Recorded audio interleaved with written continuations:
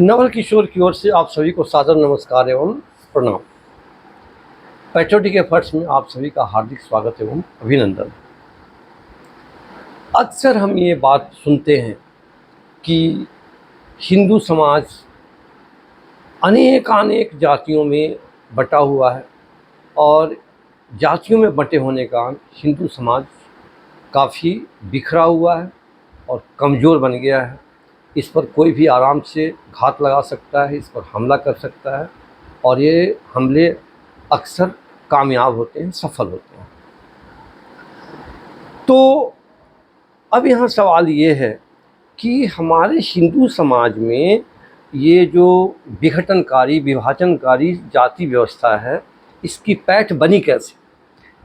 तो जातियों को ठीक से समझने के लिए सनातन भारत की वर्ण व्यवस्था को जानना अति आवश्यक है। वैदिक युग में समाज को सुव्यवस्थित और सुसंगठित रखने की जरूरत महसूस की गई ताकि सभी लोग सुखी रह सकें।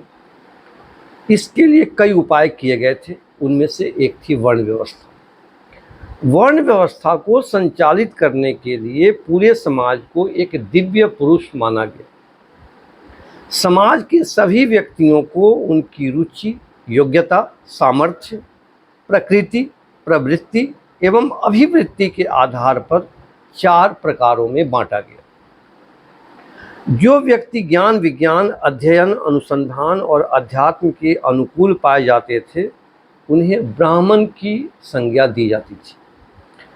उन्हें समाज रूपी दिव्य पुरुष का मस्तक माना जाता था।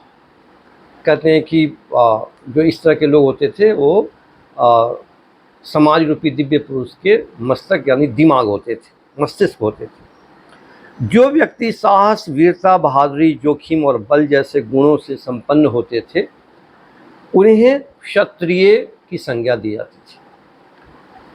क्षत्रियों को समाज रूपी दिव्य पुरुष की भुजाएं माना जाता था। जो लोग उत्पादन, सृजन, कला, वितरण, विनिमय और मधुर संबंधों में सर्वाधिक निपुण पाए जाते थे, उन्हें वैश्य कहा जाता था। वैश्यों को समाज रूपी दिव्य पुरुष का उदर यानी पेट और छाती कहा जाता था। जो लोग श्रमवीर, परोपकारी, सेवाभावी और त्यागी होते थे, उन्हें शूद्र की उपाधि दी जाती थी। ऐसे लोगों में धैर्य और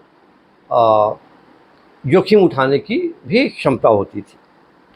शूद्रों को समाज रूपी दिव्य पुरुष के पैर माना जाता था।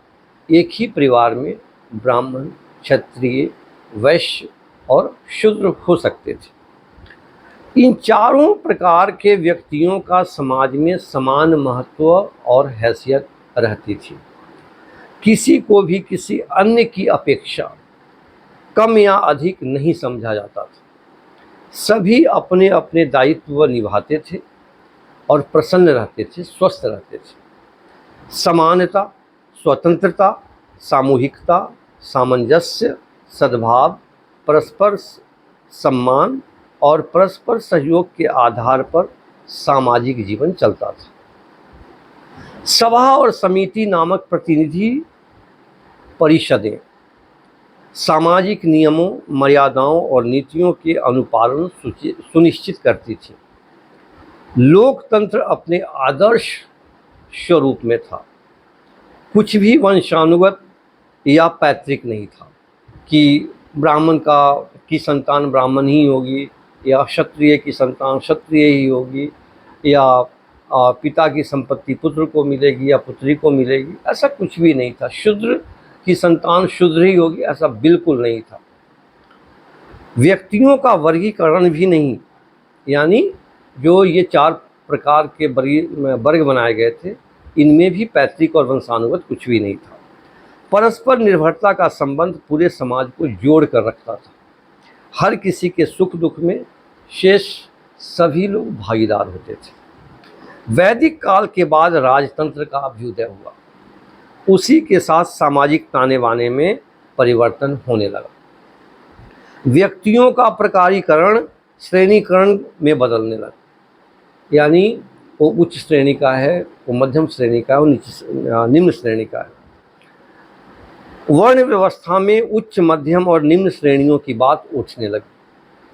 समय बीतने के साथ वर्ण व्यवस्था वंशानुगत हो गई। शासकों ने धीरे धीरे हर एक वर्ण को अनेकानेक जातियों और उपजातियों में विभाजित करने के उपक्रम किए। एक ऐसा समय भी आया जब वर्ण व्यवस्था लुप्त सी हो गई और हिंदू समाज मूल रूप से जाति व्यवस्था पर आधारित हो गया। यह भी निर्धारित हो गया कि कोई जाति किन किन जातियों से श्रेष्ठ है और किन किन जातियों से हीन है। अपनी ही जाति में विवाह करना है और अपनी ही जाति के लोगों के साथ बैठकर खाना है। कुछ जातियों को अछूत भी बना दिया गया।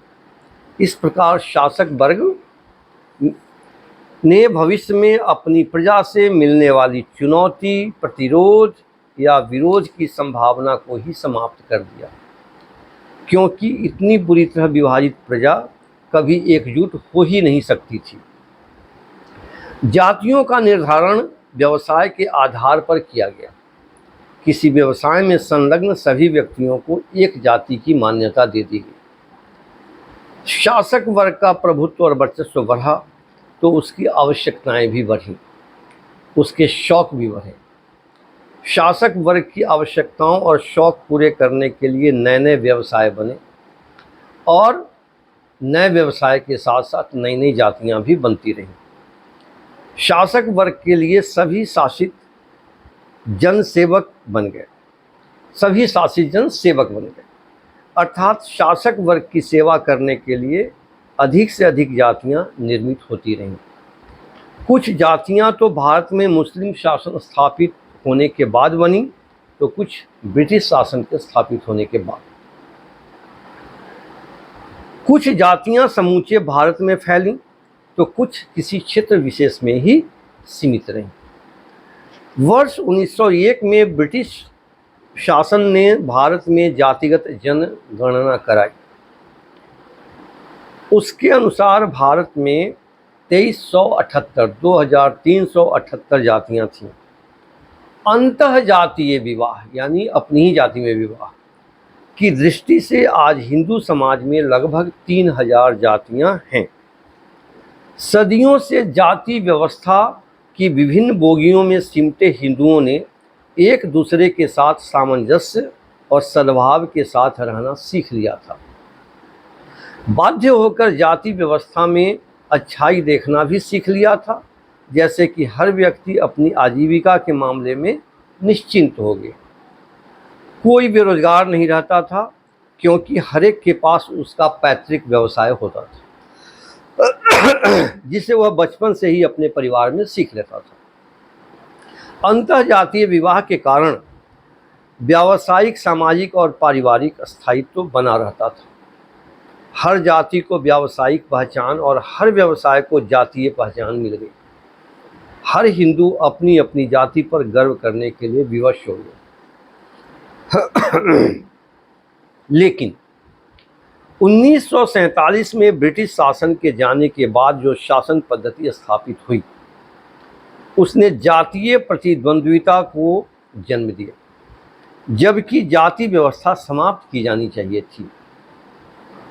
आगे चलकर यह प्रतिद्वंद्विता कहीं कहीं शत्रुता में भी बदल गई। इस शासन पद्धति ने नए शासक वर्ग को जन्म दिया, जिसके हर सदस्य को नेता कहा जाने लगा। नेताओं की जीवन शैली इतनी लुभावनी हो गई कि बहुत सारे लोग नेता बनने की जुगाड़ में लग गए। नेता बनने के लिए वोटर्स जुटाना आवश्यक होता है। वोटर्स जुटाने के लिए अधिकांश नेताओं ने जातीय समीकरण को ही अपना उपकरण बना लिया। इसलिए हर एक जाति में कुछ नेता खड़े हो गए या खड़े कर दिए गए। इन नेताओं ने अपनी अपनी जाति के लोगों को गुप्त संदेश देना शुरू किया कि अन्य जाति के लोग तुम्हारे हक मार रहे हैं और केवल मैं या मेरा सुप्रीम लीडर ही तुम्हारे हितों या हक की रक्षा कर सकते हैं। कम समझ रखने वाले हिंदू अपने जातीय नेताओं के झांसे में आते चले गए और दूसरी जातियों के हिंदुओं से न केवल दूर होते गए बल्कि उनके प्रति शत्रु भाव भी पाल बैठे। नतीजा नतीजा यह हुआ कि जाति व्यवस्था विषाक्त हो गई, जो हिंदू समाज को ही नष्ट करने लगी। जातिवाद से केवल नेताओं को फायदे हो रहे हैं, आम लोग तो जातिवाद के दावानल में झुलस ही रहे हैं, दुख और दर्द ही झेल रहे हैं। इस प्रकार एक बार फिर शासक वर्ग अपने स्वार्थ पूरे करने के लिए, अपनी अय्याशी सुनिश्चित करने के लिए शासित वर्ग को मूर्ख बनाकर उसका शोषण कर रहा है। शासक वर्ग की एक ही जाति रही है जिसका नाम है शासक, आज की भाषा में नेता। लेकिन आज का शासक वर्ग शासितों को जातीय पहचान के नाम पर आपस में लड़ा रहा है, उनमें फूट पैदा कर रहा है। उन्हें इस हद तक भ्रमित किया जा रहा है कि वे सामूहिक पहचान के तौर पर केवल अपनी जाति का नाम याद रख रहे हैं। उनमें यह भाव ही खत्म हो गया है कि वे हिंदू हैं। जैसे मान लीजिए किसी की जाति का नाम सेब है, उससे पूछेंगे कि तुम हिंदू हो या सेब, तो बोलेगा सेब। पूछेंगे क्या हिंदू नहीं हो, तो पता नहीं, या होंगे लेकिन हम तो सेब हैं। तो कुछ लोग तो यह भी भूल चुके हैं कि वे महान हिंदू हैं, जबकि केवल जातीय पहचान से ग्रस्त कुछ हिंदू तो हिंदू समाज के विरुद्ध ही आग उगलने लगे हैं। कुछ हिंदू तो खुद को हिंदू मानने से ही इनकार कर रहे हैं। हम चाहे खुद को जो माने, गैर हिंदुओं की नज़र में हम सिर्फ हिंदू हैं। और जब वो हमारे घरों में लूटपाट करते हैं, हमारे घरों को जलाते हैं, हमारा कत्ल करते हैं, हमारी बेटी बहनों माताओं के साथ रेप करते हैं, तो उस समय वो जाति नहीं देखते, वो सिर्फ ये देखते हैं कि यह हिंदू। जैसा कि आप लोग आजकल पिछले 4-5 दिनों में बांग्लादेश में देख रहे होंगे, वहाँ सिर्फ हिंदू होना ही काफ़ी है किसी को मार देने के लिए, रेप करने के लिए, लूट लेने के लिए, घर जला देने के लिए। हिंदुओं के दुश्मन इस स्थिति का ज़बरदस्त फ़ायदा उठाते हुए हिंदुओं का कत्ल कर रहे हैं, रेप कर रहे हैं, धन संपत्ति छीन रहे हैं, बीमार कर रहे हैं। जैसे कि खाने पीने की चीज़ों में थूकना, मूत्र या अन्य किसी प्रकार की गंदी चीज़ डाल देना, आतंकित कर रहे हैं, टॉर्चर कर रहे हैं, धर्मांतरित कर रहे हैं। संक्षेप में कहें तो हिंदू समाज की मौजूदा जातीय कटुता और पृथकता हिंदू समाज को खत्म करने में हिंदुओं के दुश्मनों की सहायता कर रही है। इस जातीय कटुता और पृथकता के लिए नेताओं के अलावा कोई और भी जिम्मेदार है क्या? अंत में महाकवि रामधारी सिंह दिनकर जी की 4 पंक्तियाँ इस संदर्भ में बहुत महत्वपूर्ण लग रही हैं। क्या कि मूल जानना बड़ा कठिन है नदियों का वीरों का, धनुष छोड़कर और गोत्र क्या होता रणधीरों का। यहाँ धनुष से मतलब है कि अपना कर्तव्य।